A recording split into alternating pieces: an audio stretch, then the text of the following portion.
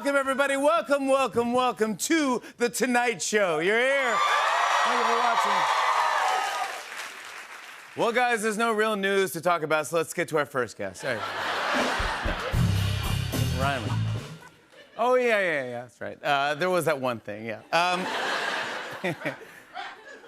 President Biden decided to drop out of the 2024 presidential race. It is a historic move. Typically on Sundays, everyone thinks about quitting their job, but Biden is the first person to actually go through with it. I quit. You know, it would be nice if we could have one weekend in July where our entire political world isn't thrown into chaos. Yeah, it was one of the rare times every cable news graphic said breaking news, and it was breaking news. Biden is now getting credit for guiding us through the pandemic, creating millions of jobs, rebuilding our nation's crumbling infrastructure, and eliminating billions in student loans. Democrats heard that.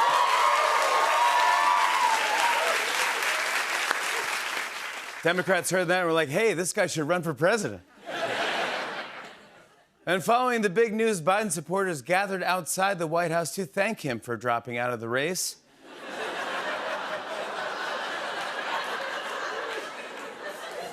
Biden's not quite sure how to feel, you know? I mean, thanks for leaving is not really a compliment, you know? Well, it looks like the Democratic Party is rallying around Vice President Kamala Harris as their likely nominee. And a lot of political experts think Harris will pick a white man to be her running mate. Now, she hasn't said anything about it, but look at what I saw in the news earlier. That's right, and from what we're hearing, here's what Vice President Harris is looking for in a running mate. Someone who bites their bottom lip while dancing, someone who can name more than 2 NASCAR drivers, and finally, someone who shops in J. Crew's flat butt khaki section. That's it.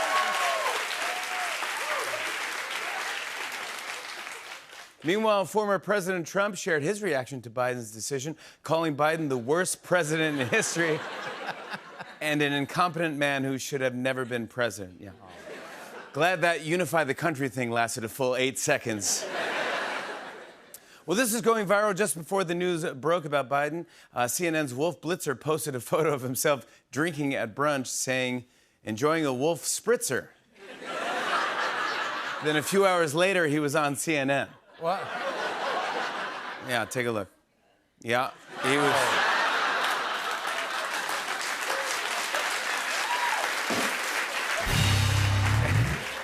He's like, breaking news. I like you guys. You guys are my best friend. Well, you aren't liking me. Yeah, there's a lot going on in the news right now, so let's break it down with some graphs. It's time for a graph breakdown. Let's check out this first one here. It represents donations to Kamala from the CrowdStrike IT guy for changing the national conversation. What are you talking about? Not me. Thank you. Check out this next graph. This shows the number of pencils Hillary snapped in half while congratulating Kamala. Really great job. Up next, we have this graph. It shows Google searches for, does J.D. Vance wear eyeliner?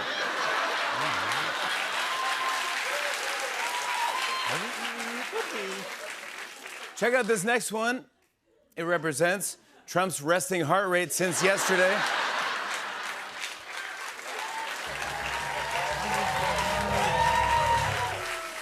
We also have this one. It represents Biden's resting heart rate since yesterday. Couple butts in a couple. Up next we have. Up next we have this graph. It shows the number of times Matt Gaetz has been confused for Tim Allen in Christmas with the Cranks.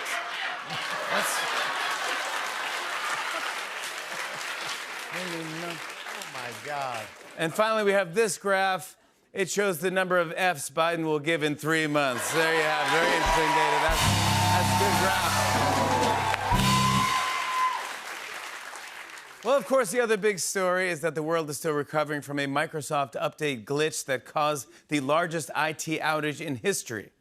Because of the outage, thousands of Delta flights were canceled. Meanwhile, Southwest was like, good thing we don't own any computers. Who's the fool now?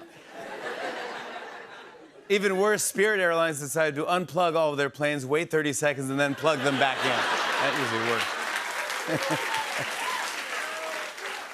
That's right. This weekend, thousands of people were stranded at airports across the country. But I noticed that one traveler had a pretty upbeat perspective on the whole situation. Really? Watch this, yeah. Tell me what your experience so far has been like this morning. Well, so far we got in here from Atlantic City very early in the morning to catch our flight, and now we're very lucky that I finally had an opportunity to get caught in this for the first time. Everybody should experience this at least one time in their life so they have a story to share. You know, it's a great time to be able to sit here and enjoy this with all these wonderful people and experience this wide swath of America cramped in an airport together.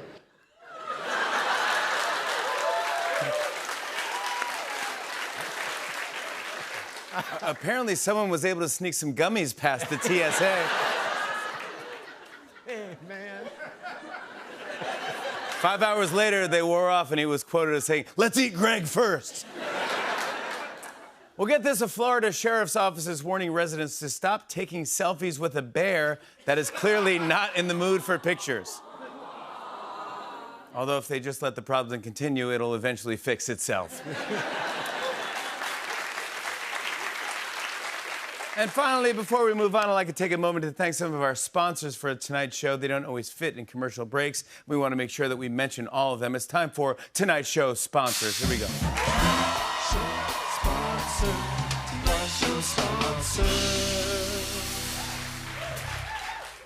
Trader Joe's. Oh, sorry, the line actually starts back there in North Dakota. Super 8 Motel, yes, we are that place you saw in an episode of Dateline. WD-40, if this doesn't fix it, you're gonna have to call a guy. Food Network, 12 hours of Guy Fieri shows and 12 hours of commercials about Guy Fieri shows. Coffee Mate, in Australia, we're just called coffee. Bass Pro Shops. Your dad's been here 9 hours. Can you come get him? Febreze, don't have time to shower? We got you. And finally, Scott's Toilet Paper, also available in the sandpaper aisle at Home Depot. That's all for tonight's show sponsors. We have a great show. Give it up for the Roots right here. Let's